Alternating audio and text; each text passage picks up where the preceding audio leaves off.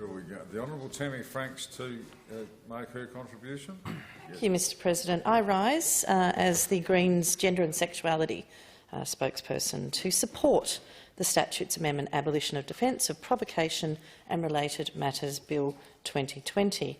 Indeed, I associate myself with the remarks of the Honourable Ian Hunter in noting that South Australia is in a race to the position of last to finally reform what is known colloquially as the gay panic defence. But here we are. I think I've been talking in this place for some 10 years about abolishing the gay panic defence, and when I first did so, I noted that I'd thought that I could resolve the matter with a simple letter to the Attorney-General and the Shadow Attorney-General. Little did I know the ways of Parliament and the law and the deep, deep discrimination that the provocation defence held in our community. Indeed, the provocation defence, it originated in the 1600s and 1700s, and it was in circumstances where the death penalty for murder was not only available, but it was usually imposed. Indeed, of course, that death penalty has now been abolished in all jurisdictions in Australia, and provocation emerged as a partial defence in those cases to murder, operating to reduce that murder conviction to one of manslaughter in scenarios where the defendant killed while suffering some sort of temporary loss of self-control. The rationale being, back then, was that a man was justified in killing in 4 situations: to free a person who was unlawfully deprived of their liberty, in response to a grossly indecent assault, in defence of another, or when killing a man who had committed adultery with one's wife, one being a man, of course. A product of the heteronormative and patriarchal society, this defence operated to ameliorate the criminal responsibility of men, specifically men, where their sense of male dignity or honour was compromised. Provocation was often invoked in cases, for example, where a jealous husband would kill his wife in response to infidelity, actual or suspected, or indeed her choice to leave him. Provocation is not a proud part of our history. It is something deeply rooted in the idea of a man's honour being more important than another person's life.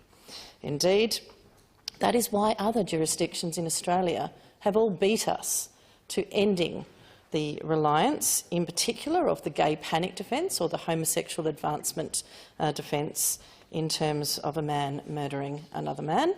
But indeed, the suite of provocation defences, which are deeply rooted in that very patriarchal and most discriminatory idea that somehow one person who murders has their honour valued more by the courts than the victim's life. Indeed, it is the ultimate in victim blaming of the dead person who no longer has a voice in that court.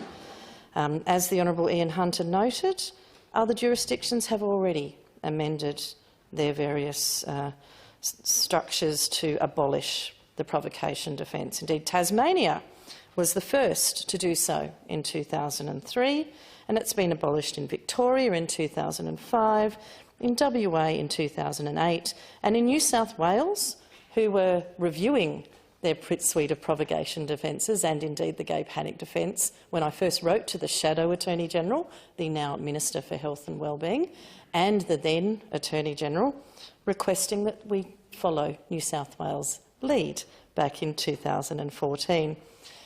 Until that point, South Australia held the dubious honour, if you like, of standing with Queensland as the only jurisdictions not to have acted, as the Northern Territory and the ACT also had amended their defences to exclude non-violent sexual advances.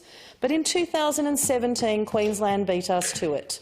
And here we are in South Australia in 2020 debating a bill that will finally, once and for all, remove the gay panic defence and indeed address the very discriminatory nature, that honour-based system of these provocation defences. I do congratulate the Attorney-General for her leadership.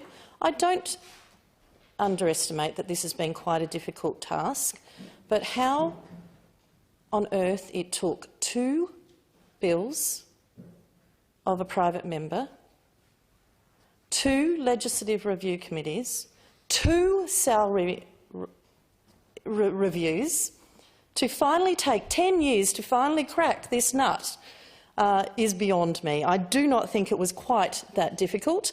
And indeed, we saw not only the perpetuation of the discrimination and the messages that a man's life is worth less if he was gay, sent out by the leadership of this parliament, by our inaction in this matter, to the public of South Australia, but indeed we saw it used as a defence in our courts, much, I think, to our shame and our dishonour. I absolutely concur with the Honourable Ian Hunter that it has taken far too long to get to this point, but I do also concur with his congratulations of our current Attorney-General for being the one that brings this home, and I congratulate her for the enormous effort that she's put to ensuring that this bill gets before this chamber today. I welcome the fact that major political parties on both sides, the government and the opposition, will welcome this and support this piece of legislation. I think it is a historic day. I do find it shameful that it took us so long, but I welcome the good news when it happens, and I hope that we will have a much prouder history of legislative reform in the future. To that end, I note that I have taken up an amendment and had that filed, which is on behalf of the South Australian Rainbow Advocacy Alliance, who have actually collated at least 5,000 signatures to date to ensure that we don't stop here with law reform when it comes to what they've called prejudice-motivated conduct, and they've called for that to be added as a sentencing factor in South Australia, as it is in New South Wales, Victoria and the Northern Territory. And while I don't actually anticipate support of the government or the opposition for that particular amendment at this point, I certainly hope it won't take 10 years to get to a point where we are also passing legislation that will affect that. I am pleased that we're finally getting this job done. I am sad that it's taken so long to do so. But for those who have struggled within their own parties, I do congratulate you for your perseverance, because I've had the freedom all the way along in my political party to speak out against the gay panic defence without the various shenanigans that go on behind the scenes in this place that have meant that indeed it's taken 10 years to get to this day.